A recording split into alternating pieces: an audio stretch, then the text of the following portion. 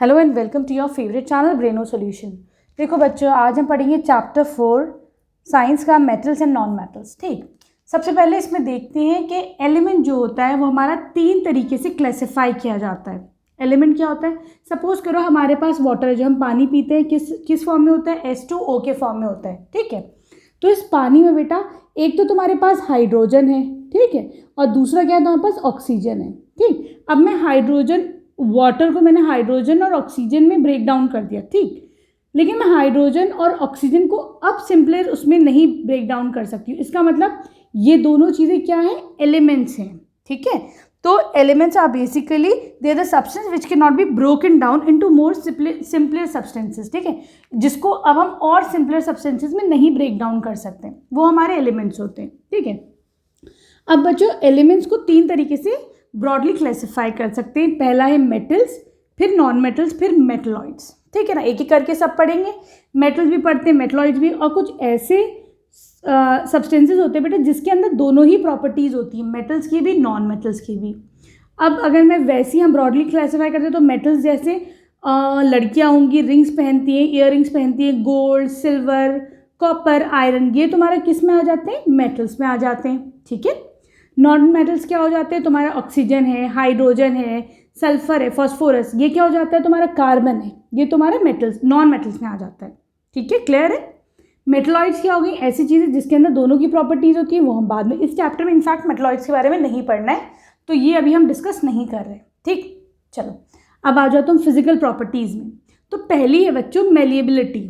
तो मेलिएबिलिटी क्या है? Property which allows the element to break in.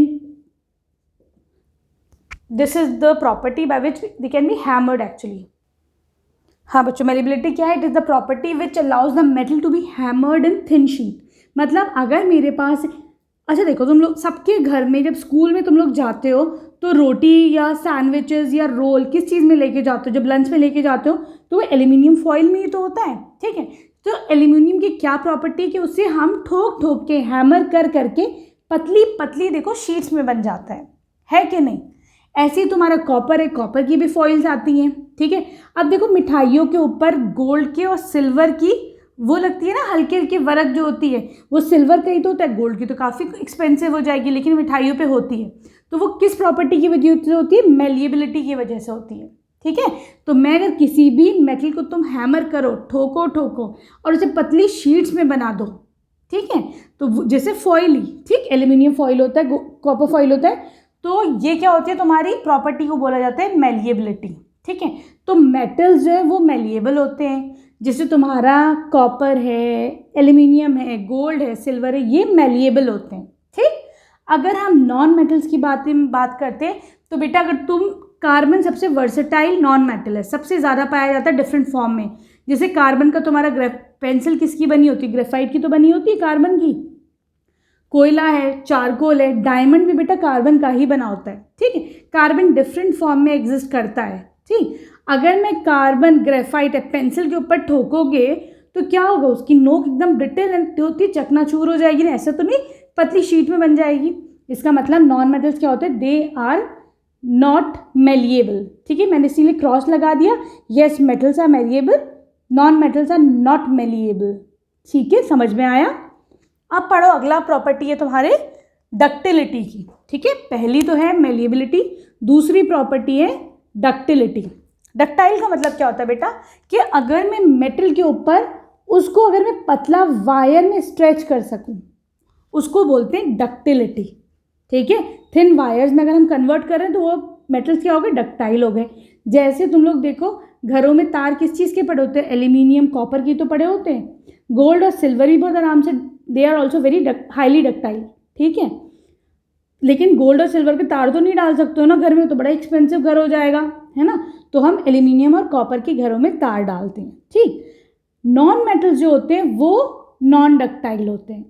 Sulphur है, फॉस्फोरस है, तुम उनको ठोकोगे लंबी शीट बनाने में, वो वहीं के वहीं चूरा हो जाएंगे। ठीक है, क्लियर है? और बच्चे एक फैक्ट है कि अगर 1 ग्राम गोल्ड है तुम्हारे पास, उसको तुम कितने मीटर, 2 किलोमीटर के वायर में उसको कन्वर्ट कर सकते हो। इतना उसको स्ट्रेच करो तो वो 2 किलोमीटर के वायर तक बड़ा भी जा सकता है। ठीक है, समझ में आया? ये दोनों प्रॉपर्टीज। चलो अब आ जाते हैं हम इसकी थर्ड प्रॉपर्टी पर। चलो बच्चों, अब हम पढ़ते हैं थर्ड प्रॉपर्टी कंडक्टिविटी के बारे में। ठीक है, तो देखो अभी हम हीट और इलेक्ट्रिसिटी के बारे में पढ़ते हैं। सबसे पहले हीट के बारे में पढ़ते हैं। सपोज करो यहाँ पर ये तुम्हारे पास एक प्लास्टिक की रॉड है, मेरे पास प्लास्टिक है, यहाँ पे मैंने इसके वैक्स लगा दिया, एक कैंडल बर्न करो। ठीक, क्या होगा, थोड़ी देर में ना ये वैक्स जो है जैसे जैसे गर्म होगी ये प्लास्टिक जो है टूट टूट के गिरने लगेगी। ठीक है, इसका मतलब क्या है कि प्लास्टिक ने क्या करा, खुद ही जल के ख़त्म हो गई प्लास्टिक, है ना। तो ये गुड कंडक्टर ऑफ हीट नहीं है, यहाँ तक तुम्हारी ये गर्म हो ही नहीं पाया। ठीक, लेकिन अगर बच्चों मैंने यहाँ पे ले लिया कॉपर, ठीक, कॉपर क्या था, प्लास्टिक क्या थी, नॉन मेटल, अगर मैंने ले लिया कॉपर ले लिया जो कि एक मेटल है, ठीक, क्या होगा, जैसे ये हीट होगी, ये जो तुम्हारा जब हीट यहाँ तक आ गई ये वैक्स यहाँ से गिरेगा, फिर हीट यहाँ पे आई, फिर वैक्स गिरेगा, हीट यहाँ पे आई, वैक्स गिरेगा, कॉपर तुम्हारा एज इट इज रहेगा। इसका मतलब क्या है, कॉपर ने क्या करा, हीट को ट्रांसफर करा। ठीक है, देखो क्या करते हो, खाना बनाते हो तो प्लास्टिक के बर्तन में बनाते हो, लकड़ी के बर्तन में बनाते हो, कॉपर में एल्यूमिनियम बनाते हो, ऐसे बर्तन मेटल से तो लिए जाते। क्या होता है, जब हमने कॉपर का वेसल लिया, आग जलाई, तो इसने फ़ौरन क्या करा, पूरे में गर्म कर दिया पूरे का बर्तन। ठीक है, ट्रांसफ़र करा। अब बच्चों जो इसका हैंडल होता है यूजुअली किस चीज़ का होता है, या तो हैंडल प्लास्टिक का होगा या फिर वुड का होता है नहीं होता, क्यों, अगर ये नहीं होगा तो ये हैंडल भी तो गर्म हो जाएगा। तो प्लास्टिक या वुड का हैंडल होता है, तभी तो तुम्हारी मम्मी सब लोग जो है उसी से पकड़ती हैं ये बर्तन। अब समझ में आया, जब घर की चीज़ें देख के एग्जाम्पल समझोगे तो अच्छे से समझ में आएगा कि कॉपर क्या है, मेटल्स क्या है, they are good conductor of electricity. ठीक है, वहीं नॉन मेटल्स क्या है, बैड कंडक्टर ऑफ हीट। अभी हम हीट के बारे में बात कर रहे हैं, या फिर इनको इंसुलेटर्स भी कहा जाता है। ठीक है, अब ये तो हमने हीट के बारे में बात कर ली, अब आ जाओ तुम इलेक्ट्रिसिटी के बारे में। ठीक है, अब देखो मेरे पास ये सर्किट बना हुआ है। ठीक है, क्या करा हमने, यहाँ पर एक कॉपर का एक बार रखा। ठीक है, कॉपर का बार रख दिया, प्लग ऑन करो तो क्या होगा, लाइट ऐसे जाएगी, इससे ट्रांसफ़र हुई, बैटरी तक आई, और ये तुम्हारा बल्ब तुम्हारा जल गया। ठीक है, फ़ौरन क्या होगा, बल्ब जलने लगेगा। इसका मतलब कॉपर ने इलेक्ट्रिसिटी ट्रांसफ़र करी। Copper is again a good conductor of electricity. ठीक है, ये गुड कंडक्टर हुआ। फिर इसको चेंज करो, एल्यूमिनियम का रख दो, अगेन यही होगा। तार तभी तो कॉपर एल्यूमिनियम के होते हैं क्योंकि वो इलेक्ट्रिसिटी पास करते, सर्किट कंप्लीट हो जाता है। ठीक, लेकिन तुम इससे हटा के आप कोई नॉन मेटल रख दो। सपोज करो हमने यहाँ पे सल्फर रख दिया, इलेक्ट्रिसिटी पास नहीं होगी। ठीक है, प्लास्टिक रख दो, नहीं पास होगी। जब भी तो कहते हैं हमेशा रबर के चप्पल पहन के लाइट का काम करते हैं, क्यों, क्या होता है, सर्किट कंप्लीट नहीं होता है। रबर क्या होती है, it is a bad conductor of electricity. दूसरा वर्ड क्या लिया जाता है, इंसुलेटर। लेकिन यहाँ पे एक्सेप्शनल केस है। देखो, non metals are bad conductor of electricity, metals are good conductor of electricity, हमें पता चल गया। लेकिन भाई साइंस है तो कुछ ना कुछ एक्सेप्शंस तो होंगे। ग्रेफाइट क्या है, नॉन मेटल है, कार्बन का बना हुआ है, लेकिन graphite is a good conductor of electricity. अगर मैं यहाँ पर ग्रेफाइट रख दूँ ना तो भी बल्ब जलेगा। ठीक है, तो याद रखो, कभी कभार एक्सेप्शंस होते हैं लेकिन उनको भी हमें ध्यान में रखना है। ठीक, चलो अगली प्रॉपर्टी पढ़ते हैं अब हम। चलो बच्चों, अगला हम क्राइटेरिया पढ़ते हैं इनका, लस्ट्रस। लस्ट्रस का मतलब क्या होता है, जो एक शाइनी अपीयरेंस होता है, एक चमक जो होती है उसको हम लस्ट्रस बोलते हैं। तो देखो बच्चों, जितने मेटल्स होते हैं दे आर हाईली लस्ट्रस। जैसे तुम अगर देखोगे जितनी भी लड़कियां होंगी सब किस चीज़ के ज्वेलरी पहनती हैं, ऑर्नामेंट्स पहनती हैं, गोल्ड की, सिल्वर की, उसमें एक चमक होती है, प्लैटिनम की। कोई कार्बन, सल्फर इनकी कभी पहनता है, नहीं पहनता ना। तो जो है ना, तो देखो ये क्या होते हैं, नॉन मेटल्स होते हैं, इनके अंदर कोई चमक नहीं होती है। ठीक है, क्लियर है। अब आ जाओ, अगला आ जाओ तुम स्ट्रेंथ के ऊपर। चलो बच्चों, अगला आता है तुम्हारा स्ट्रेंथ क्या। ठीक है, देखो मेटल्स जो होते हैं they have high tensile strength, उनके अंदर बहुत ताकत होती है वज़न उठाने की। तभी तुम देखते हो बड़ी बड़ी मशीनरी, क्रेन्स, चेन, ब्रिज, है ना, ब्रिज वगैरह, ये बिल्डिंग्स में देखो सरिया लगता है कि नहीं। ये जो रेलवे ट्रैक होते हैं सब क्या बने होते हैं, मेटल्स के बने होते हैं, मेटल है ना। तो ब्रिजेस के बहुत ज़्यादा काम आता है। रेलवे ट्रैक लिख दो, इसका पर्पस देख रहे हो कितना ज़्यादा ताकतवर होता है। वही नॉन मेटल्स क्या होता है, अगर हम बच्चों सल्फ़र की बात करें तो उसको क्या होता है, बिल्कुल उसमें कोई ताकत नहीं होती। कार्बन में ताकत नहीं होती है। पोटाशियम में नहीं होती। तो non metals they have low tensile strength. ठीक है, क्लियर है। पेंसिल की नोक है कार्बन की बनी हुई है, ग्रेफाइट ज़मीन पे टूटते ही गिर जाती है। तो कोई मशीन तुम ग्रेफाइट की नहीं बना सकते हो ना, तो इसीलिए स्ट्रेंथ जो होती है वो मेटल्स में ज़्यादा होती है। Non metals they have low tensile strength. ठीक, अब हम बात करते हैं सोनोरस। इसका मतलब क्या होता है, एक जो रिंगिंग साउंड होता है, जैसे कोई चीज़ बजी उसमें कैसी आवाज़ आती है, टन। अब देखो कोई सिक्का गिरता है, घर में कोई कॉइन गिरता है, कटोरी गिरती है, कैसी आवाज़ है, टन आवाज़ आती है बहुत देर तक, जब तक तुम उठाओगे नहीं वो टन ऐसी करती रहेगी। ठीक है, तो ये चीज़ मेटल्स की प्रॉपर्टी होती है दैट दे आर सोनोरस। लेकिन नॉन मेटल्स में क्या होता है, दे आर नॉट सोनोरस। वो गिरेगा तो उसमें से टन से आवाज़ नहीं आएगी, गिरा तो पट गिर के ख़त्म। ठीक है, तो मेटल्स में होता है they are sonorous and non metals are they are not sonorous. ठीक, अब आ जाओ तुम हार्डनेस के ऊपर। तो देखो बच्चों, मेटल्स जो होता है उसको तुम बहुत आराम से नहीं तोड़ सकते हो, लेकिन ये भी वेरी करता है। अगर मैं बात करूँ कॉपर की तो वो हार्ड है, ठीक। लेकिन अगर मैं एल्यूमिनियम फॉइल की बात करती हूँ तो अगर तुम ऐसे टुकड़ा करोगे एल्यूमिनियम फॉइल टूट जाएगी ना, तो उसकी हार्डनेस वेरी करती है। ठीक है, लेकिन अगर हम ब्रॉडली क्लासिफाई करें तो metals are actually hard substances. लेकिन देखो एक्सेप्शंस यहाँ पर भी है। सोडियम और पोटेशियम को तुम छुरी से भी काट सकते हो। ठीक, ये मेटल है but they are extremely they are delicate, बहुत सॉफ्ट होते हैं। ठीक, वही नॉन मेटल्स हम कह रहे हैं ब्रॉडली क्लासिफाई, देखो ब्रॉडली क्लासिफिकेशन ही लिया जाता है। Non metals are they are not hard. ठीक, लेकिन यहाँ पर भी एक एक्सेप्शन है, क्या है कि बेटा डायमंड किसका बना होता है, कार्बन का बना होता है। ठीक है, लेकिन diamond is the hardest substance known. ठीक है, it is the hardest substance known. ठीक है, लेकिन इस बेसिस पे तुम ये नहीं कह सकते हो कि सारे नॉन मेटल्स आर हार्ड। ठीक, ये एक एक्सेप्शन है, लेकिन हम इस पे सबको वो नहीं जज नहीं कर सकते। ठीक है, क्लियर है। अब आ जाओ इसके नेक्स्ट टॉपिक पर। चलो बच्चों, अब हम पढ़ते हैं केमिकल प्रॉपर्टीज थोड़ी सी। ठीक है, अगर देखो बच्चों हम मेटल्स को ऑक्सीजन के साथ रिएक्ट कराते हैं तो मेटल ऑक्साइड बनेगा। नॉन मेटल्स को ऑक्सीजन के साथ रिएक्ट कराओ तो भी metal oxide, non metal oxide sorry, ये बनेगा नॉन मेटल ऑक्साइड। यहाँ पे नॉन मेटल लिख देना। ठीक है, अब फर्क क्या है बच्चों कि जो मेटल ऑक्साइड बनेगा that is basic in nature. ठीक, नॉन मेटल ऑक्साइड क्या होगा, एसिडिक इन नेचर। पता कैसे चलेगा, जो बेसिक होते हैं वो क्या करते हैं, रेड लिटमस को ब्लू बन कर देते हैं, है कि नहीं। तभी तो हमें पता चलता है कि yes they are basic in nature. ठीक है, तो जब हम अब चलो आगे हम पढ़ते हैं। अब क्या कहते हैं, मैग्नीशियम को अगर हम ऑक्सीजन के साथ रिएक्ट कराते हैं, कैसे रिएक्ट कराएंगे, क्या करोगे, आग कैंडल ले लो, आग जला लो, उसमें क्या करो एक मैग्नीशियम का रिबन लेके आओ उसके करीब। ठीक, तो क्या होगा, जैसे मैग्नीशियम का रिबन लाएंगे, अब यहाँ पे ऑक्सीजन कहाँ है, ये तो आग है ना। तो देखो बच्चों ऑक्सीजन एटमॉस्फेयर में प्रेजेंट है। ठीक है, जब ये जलेगा तो कंबशन के लिए ऑक्सीजन इज नीडेड।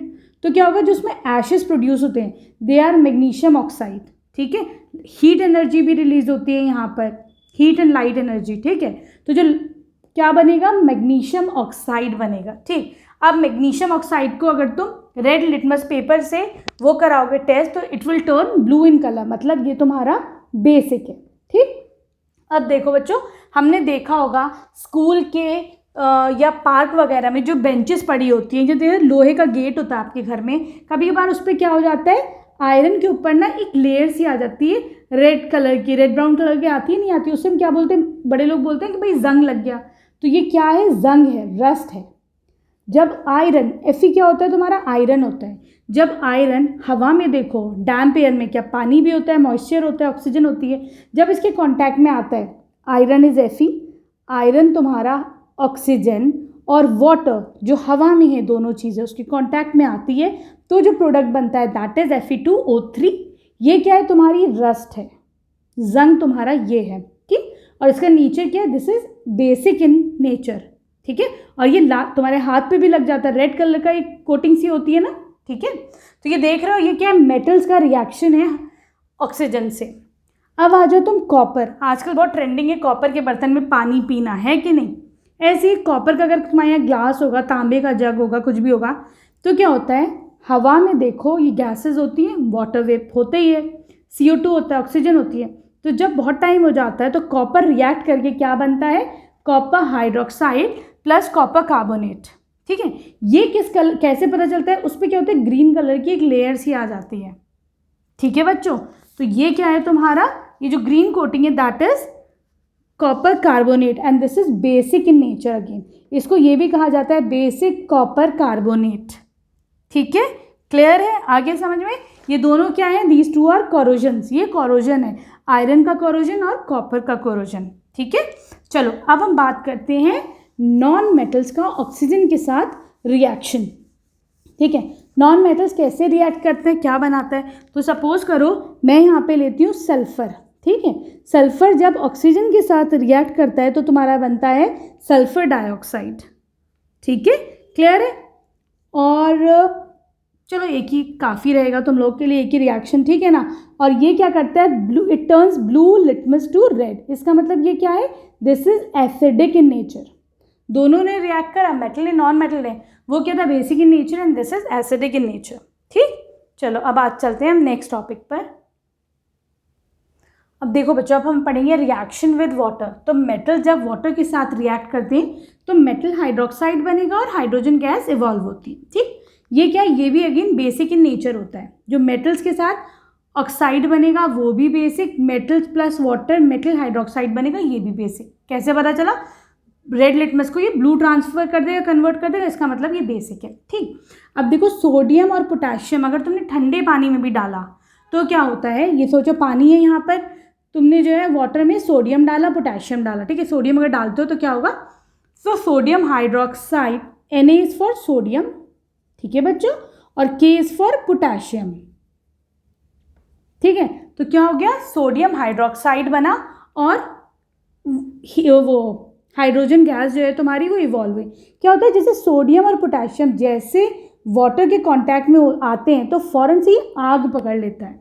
उसका रीज़न क्या है बेटा, यहाँ पे जो हाइड्रोजन बनी, ठीक है, वो सरफेस पे आएगी तुम्हारी हाइड्रोजन, यहाँ पे हीट भी इवॉल्व हो रही है, बहुत ज़्यादा हीट होती है। ठीक, और तुम्हारी यहाँ पर ऑक्सीजन है एयर में, तो ये तीनों चीज़ों की वजह से क्या होता है, यहाँ पे तुम्हारा आग पकड़ लेता है वो। ठीक है, यही चीज़ है तुम्हारे पोटेशियम के साथ। ठीक है, इसीलिए दे आर हाईली रिएक्टिव। तो केमिस्ट्री लैब में तुम्हारा पोटेशियम और सोडियम को बहुत कायदे से रखा जाता है कि ये हवा के उसमें पानी के कांटेक्ट में ना आए। ठीक है बच्चों, सही है। अब देखो अगर हम कैल्शियम की बात करते हैं तो क्या होता है, कैल्शियम देखो क्या होता है, कैल्शियम काफ़ी हैवी होता है। ठीक, तुमने पानी में क्या करा, कैल्शियम डाला, कैल्शियम इतना हैवी नीचे आ गया, इसमें क्या होता है, हाइड्रोजन गैस इवॉल्व हुई, कैल्शियम हाइड्रोक्साइड बना, हाइड्रोजन गैस बनी, कैल्शियम तुम्हारा ऊपर आ जाएगा। ठीक है, यहाँ पे भी तुम्हारी ऑक्सीजन है और हीट भी इवॉल्व हुई, लेकिन यहाँ पे आग नहीं लगती है कैल्शियम के मामले में। क्यों नहीं लगती है, क्योंकि यहाँ पे जो तुम्हारी हीट है वो इतनी ज़्यादा इंटेंस नहीं है कि तीनों मिलके आग पकड़ सकें। ठीक है, यहाँ पे कम हीट इवॉल्व होती है। मैग्नीशियम जो है रिएक्ट करता है लेकिन हॉट वाटर के साथ रिएक्ट करेगा। देखो ये कोल्ड वाटर के साथ थे, ये हॉट वाटर के साथ है। ठीक है, ऐसे ही कुछ हैं जैसे कि तुम्हारा है एल्यूमिनियम है, आयरन है, कॉपर है, ये क्या कहते हैं भैया कि हमें स्टीम के साथ, पानी के साथ नहीं, हमें स्टीम के साथ ही हम रिएक्ट करेंगे। ठीक है, सबका अलग अलग मसला है। अब आ जाओ तो नॉन मेटल्स में। नॉन मेटल्स कहते हैं कि भाई हमें तो रिएक्ट ही नहीं करना किसी भी फॉर्म में पानी के किसी भी तरीके से। ठीक है, इसीलिए फॉस्फोरस को जो है तुम्हारे किस में डाला जाता है, पानी में इनफैक्ट रखा ही जाता है ताकि ये एयर के कांटेक्ट में ना आए, वरना फिर बहुत ज़्यादा वो हाईली रिएक्टिव हो जाता है। ठीक है, क्लियर है। चलो बच्चों अब हम देखते हैं रिएक्शन विद एसिड्स। ठीक है, मेटल जब बच्चों एसिड्स के साथ रिएक्ट करते हैं तो सॉल्ट बनता है और हाइड्रोजन गैस निकलती है विद द पॉपिंग साउंड। उससे पता चल जाएगा हाँ भाई हाइड्रोजन गैस इन्वॉल्व हो रही है। ठीक, सोडियम और पोटेशियम, ठीक है, they are highly reactive with acids. इतने ज़्यादा रिएक्टिव हैं कि लैब में तो मतलब हम इसका टेस्ट करते ही नहीं, इतनी ज़्यादा हीट एक्सप्लोजन हो जाएगा कि वो कंट्रोल से बाहर हो जाएगी, सोडियम और पोटेशियम। ठीक है, अगर तुम magnesium plus hydrochloric acid HCl को रिएक्ट कराते हैं, ये क्या है तुम्हारा मैग्नीशियम, ये क्या है तुम्हारा हाइड्रोक्लोरिक एसिड, क्या बनेगा magnesium chloride plus hydrogen gas, ये एक सॉल्ट बना। ठीक है, अगर तुम नॉन मेटल्स को रिएक्ट कराते हो तो यूजुअली अगर हम जनरल उसमें देखें तो they do not react with acids, ठीक है, डाइल्यूट एसिड्स तो करते ही नहीं है, अगर कराते तो कॉन्सेंट्रेटेड एसिड से कराते, इसलिए इसे जनरल उसमें ही बोल देते हैं कि non metal they basically they do not react with acids, ठीक है। अब आ जाओ तुम रिएक्शन विद बेसिस। बेस क्या था बच्चों, देखो जब हमने सोडियम को वाटर से पहले रिएक्ट कराया था तो सोडियम हाइड्रोक्साइड बना था, NaOH बना था, वो क्या था, बेसिक था। हमने क्या करा, एल्यूमिनियम जो एक मेटल है उसको बेस से रिएक्ट कराया सोडियम हाइड्रोक्साइड से, तो सॉल्ट बनेगा सोडियम एलिमिनेट, ठीक है, प्लस हाइड्रोजन गैस, ठीक है। आ गया समझ में, जब ये बेस से रिएक्ट कर रहा है तो हमें क्या मिल रहा है। अगर हम बात करते हैं अब बच्चों नॉन मेटल्स की, तो नॉन मेटल्स जो है वो बेसिस से रिएक्ट नहीं करते, तो लिख दो नॉन मेटल्स बेसिस से दे डू नॉट रिएक्ट, ठीक है, सही। और या फिर ये कह दो कि इतना ज़्यादा कॉम्प्लेक्स होता है कि ये जो है या ये कुछ करते हैं कुछ नहीं करते, तो इतना कॉम्प्लेक्स होता है कि ये हम बड़ी क्लासेस में जाके पढ़ेंगे, तो तुम नॉन मेटल्स का जो है उसको अभी भूल जाओ, ये अभी तुम्हारे नहीं है सिलेबस में, ठीक। अब हम पढ़ते हैं next topic, that is the displacement reaction. चलो बच्चों अब हम लास्ट टॉपिक पढ़ते हैं इसका, ये पढ़ते हैं डिस्प्लेसमेंट रिएक्शन, ठीक है ना। क्या होता है डिस्प्लेसमेंट रिएक्शन में बच्चों, कि एक कंपाउंड बना हुआ है ए और बी ने, ठीक है, एक दूसरा कंपाउंड आया सी, उसने देखा कि भाई मैं तो इससे ज़्यादा रिएक्टिव हूँ, तो क्या करेगा, ए को भगाएगा, उसकी जगह खुद बैठकर बी के साथ कंपाउंड बना लेगा, ठीक है। तो देखो ये तुम्हारी क्या है, लिस्ट है रिएक्टिविटी की, ये है मोस्ट रिएक्टिव, ये है लीस्ट रिएक्टिव, ठीक। अब सपोज करो आपके NCERT की बुक में भी गिवन है, कॉपर में एक वो बीकर में एक सॉल्यूशन है कॉपर सल्फेट का, ठीक है, कॉपर सल्फेट का सॉल्यूशन है ब्लू कलर का, इसमें क्या करा हमने जिंक डाल दिए, जिंक के एलिमेंट डाल दिए हमने। अब देखो जिंक कहाँ है, जिंक है तुम्हारा ऊपर, कॉपर है तुम्हारा नीचे। जिंक ने क्या करा, कॉपर को डिस्प्लेस करा, हटाया, क्या बना दिया, जिंक सल्फेट बना दिया, ठीक है, क्लियर है। और ये क्या होता है, ये तुम्हारा कलरलेस है, तो तभी बीकर तुम्हारा कलरलेस हो गया और तुम्हें कॉपर मिला जो नीचे डिपॉजिट हो गया बीकर में, which was of red colour, ठीक है, आ गया समझ में। वैसे ही नेक्स्ट बीकर में क्या है बीकर में, ये सॉल्यूशन है अगेन तुम्हारा ब्लू कलर का कॉपर सल्फेट का, ठीक। इसमें मैंने आयरन नेल्स डाल दी, ग्रे कलर के होते हैं कीले, वो मैंने डाल दी। अब क्या हुआ, आयरन कहाँ है, देखो आयरन भी ऊपर है कॉपर से, है ना, तो आयरन ने कॉपर को हटाया और उसकी जगह क्या बना दिया, आयरन सल्फेट बना दिया, ठीक है बच्चों। ये कौन से कलर का था, ये था अब तुम्हारा ग्रीन कलर का, तभी तो तुम्हारा जो सॉल्यूशन है वो तुम्हारा ग्रीन कलर का हो गया। प्लस जब तुम इसमें से आयरन नेल्स बाहर निकालोगे तो वो तुम्हें लाल रंग की, उनके अंदर जंग लगा हुआ होगा, जो आयरन नेल्स होगी वो जो है तुम्हारी रेड कलर की हो जाएंगी। तो डिस्प्लेसमेंट रिएक्शन समझ में आ गया। अब ये तुम्हें याद करना पड़ेगा कौन ज़्यादा रिएक्टिव है कौन कम रिएक्टिव है, ठीक। अब आ जाओ तुम uses of metals and non metals के ऊपर। तो देखो बच्चों हर चीज़ में मेटल्स और नॉन मेटल्स तो यूज़ होते ही हैं। अब चाहे आप मेटल्स को ले लो, मेटल्स कहाँ कहाँ यूज़ होते हैं बच्चों, मशीनरीज़ में यूज़ होते हैं, है कि नहीं। और बताओ ऑर्नामेंट्स में यूज़ होते हैं, एरोप्लेन से, ट्रैवलिंग में यूज़ होते हैं, यूटेंसिल्स है, हर चीज़ में मेटल्स का यूज़ है, ठीक। अब अगर हम लेते हैं नॉन मेटल्स को बच्चों, तो नॉन मेटल्स का यूज़ बताओ। तो देखो बच्चों जो दवाइयों में जो आयोडीन होता है, जो तुम्हारी दवाई एंटीसेप्टिक पे लगता है ना, वो क्या होता है, iodine is a non metal, ठीक है। और हम ऑक्सीजन इनहेल करते हैं, अगेन अ नॉन मेटल। पानी पीते हैं, हाइड्रोजन का बना होता है, नॉन मेटल। सॉइल को नाइट्रोजन चाहिए होती है, अगेन अ नॉन मेटल। तो देख रहे हो मेटल और नॉन मेटल के कितने ज़्यादा हमारे लिए जो है यूजेस हैं, ठीक है। अब here we complete this chapter. Video पसंद आई तो प्लीज़ चैनल को सब्सक्राइब करना, अपने फ्रेंड्स के साथ शेयर करना। Thank you for watching Braino solutions.